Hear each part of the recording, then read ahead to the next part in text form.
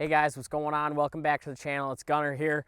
It's March 18th and I want to go over a few things when it comes to food plots and stacking consistency as far as dictating when deer are going to be hitting those food plots and what you can do outside of planting strictly diverse seed blends, what you can do outside of that, dipping into some of the different things we can plant, things we can stack in here to tip the odds in your favor when it comes to predicting fall movement and having consistent daytime activity on your food plots. Now, some of you guys might know I give my cell phone number out, 608-632-7233, 608-632-7233, for any of you guys to shoot me a text message asking any questions that you might have. And I love to help you guys out.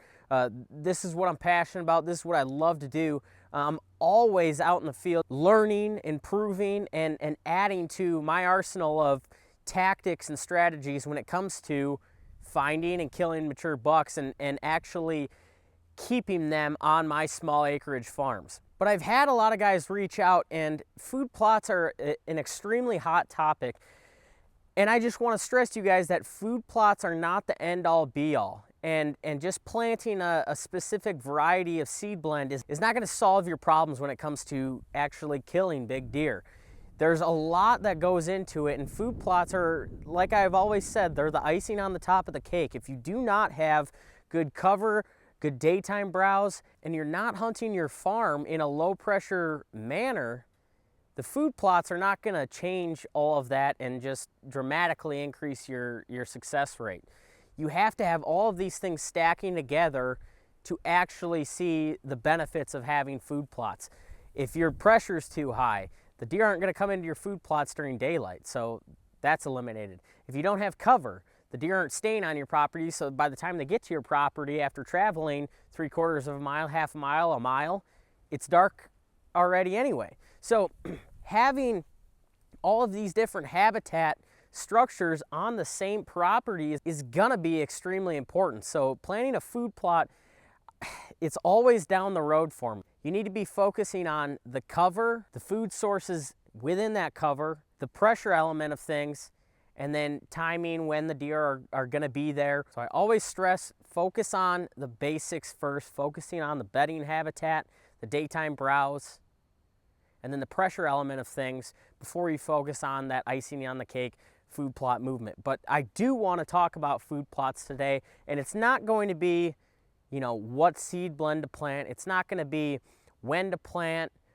when not to plant. It's not going to be how to plant. What I want to talk about is stacking multiple different habitat structures in one area that's going to improve the consistency of one spot. Now here I've got about 1/3 of an acre inside corner food plot. I've been here, I've shot videos here before. It's an inside corner. I've got it lined with switch through here, and it's a natural fence line with, some 15, 20-year-old trees through here.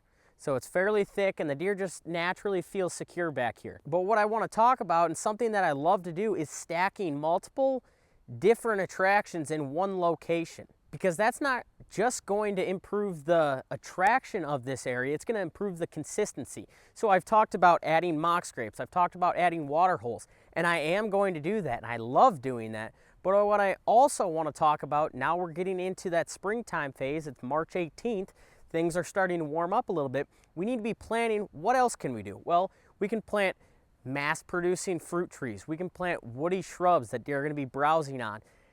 All of these things are going to stack up and create more attraction in one single location, and it's going to prolong that attraction period as well. So if you're thinking about just planting this specific seed blend for your food plot, think about if you have half dozen to a dozen deer hitting that food plot every single night, and there's one seed variety within that blend that's attractive right now. It's not going to take very long, guys, for that specific crop to be eradicated. Those deer are going to pound that, and it's not going to take long before that's an irrelevant food plot, especially during that time of the year, because there was one seed variety that was attractive during that time of the year, and the deer pounded it, and now it's gone. So if we can stack multiple different habitat structures in one location that are all taking browse pressure off not just the food plot, but also filling a deer's stomach with woody shrubs, soft mass, apples, plums, chestnuts. I want to put some chestnuts along this fence line here. October, November dropping chestnuts. All of that stuff is going to dramatically increase the attraction for this food plot, and it's also going to diversify what these deer are hitting at what specific time of the year. So it's going to take browse pressure off not only my green food plots and prolong that movement because it's going to be attractive later in the year because not everything's gone and destroyed. It's also going to benefit deer in a different way when you have woody shrubs, soft mass, hard mass. All of these things are going to benefit a deer in a different way, and they're always looking for what's the most attractive food source, what's the most palatable, what's the most nutrient-dense food source at this time of the year. So if we can stack all of these different layers, so we have our food plot, we've got our shrubs, we've got our soft mass when they are highly attractive, we've got our hard mass with the acorns or the chestnuts. All of these things are going to dramatically improve not only this food plot, but this area for hunting, because we have everything that a deer is going to be looking for and attracted to during the fall, during the hunting season, and we're stacking it right here. So if we can stack all of these different habitat features in one location on each of our food plots, imagine the attraction and the consistency that you're actually going to see outside of one species of clover being attractive right now, or some late planted beans be attractive right now. All of these different food plot seed varieties have a timeline attached to them. So if we can take some pressure off our food plots, put it onto some of the other attractions, or just add other attractions, it's going to create a lot more consistency, a lot more predictability as far as the movement, and the deer are going to be a lot more healthier at the end of the day. So basically my plan for this situation, this food plot coming up this year, and remember guys, this is not a 1 year solve everything. We need to be thinking long term. You know, a lot of these mass producing trees that I'm going to plant, the chestnuts, they're not going to be producing mass for 3 to 5 years probably. So I'm thinking in terms of down the road, not overnight fixes. I'm thinking in terms of down the road, how can I make this a legacy farm when it comes to hunting whitetails? How can I make this the best possible farm for hunting whitetails in 2 decades, in 3 decades? You know, thinking about taking this farm to the next level down the road, not just overnight, because it's not going to happen, right? So the plan for this situation, or this food plot, is going to be adding a 300-gallon water tank right here. So just off to my right, I've got switch planted along here. You guys can probably see behind me. I'm going to add a 300-gallon tank, Rubbermaid tank right here, just because we don't have any water in this area. We had a water hole down here, we had a liner in it, and it's getting old, it's getting brittle, it's not holding water like it used to. And actually that area is not performing like it used to. The timber down below there, it's wide open, the deer aren't funneling through there like they used to. They used to follow that swale up, catching those thermals dropping, but it's just too wide open now. So they're coming off the points here, they're coming off this thick bedding hillside to my right. And so I want to catch that movement that's all traveling this way, coming out to the ag fields here, and it's stopping in this food plot on their way there. But I want to add that water hole here just as a stopping point and just as another attraction feature, because I've got a beautiful bow stand that we added here last fall. I had a really good encounter with a nice 3-year-old here. He was probably 20 inches wide. He came right through the food plot here. And I think adding a water hole here is going to be a really nice addition. At the same time, I've already got some dogwoods planted through here. I've got 3, I believe.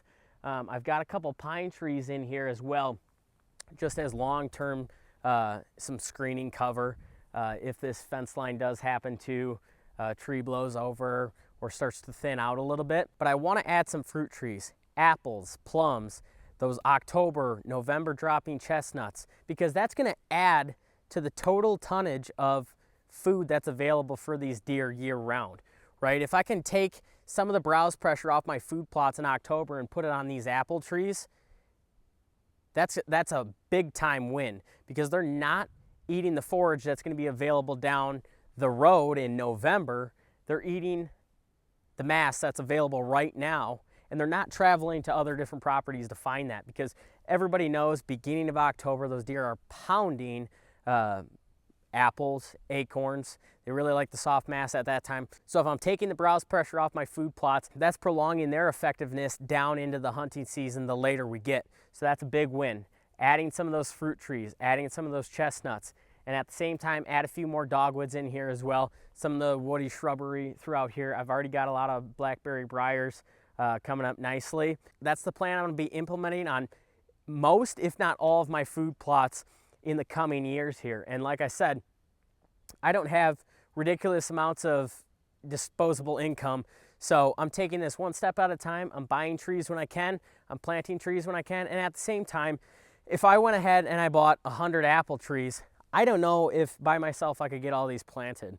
That's a ton of work. I don't have that much free time, so I'm focusing on getting 10 chestnuts, 10 apple trees, 10 plums, and we've got about 100 dogwoods coming. So that's the plan. Add this water hole in here, get the skid steer, dig this out best we can, get that buried nice and flush down to the ground, and probably add another mock scrape. I've got one just behind the camera here, but from that bow stand, I think it's about 36 yards. I'd like to pull that in a little bit, make it a little bit easier of a shot. But this is a perfect scenario. Like I said, inside corner. This is a really nice neck down. This is where the deer come out to the standing beans, the standing corn, whatever the year produces.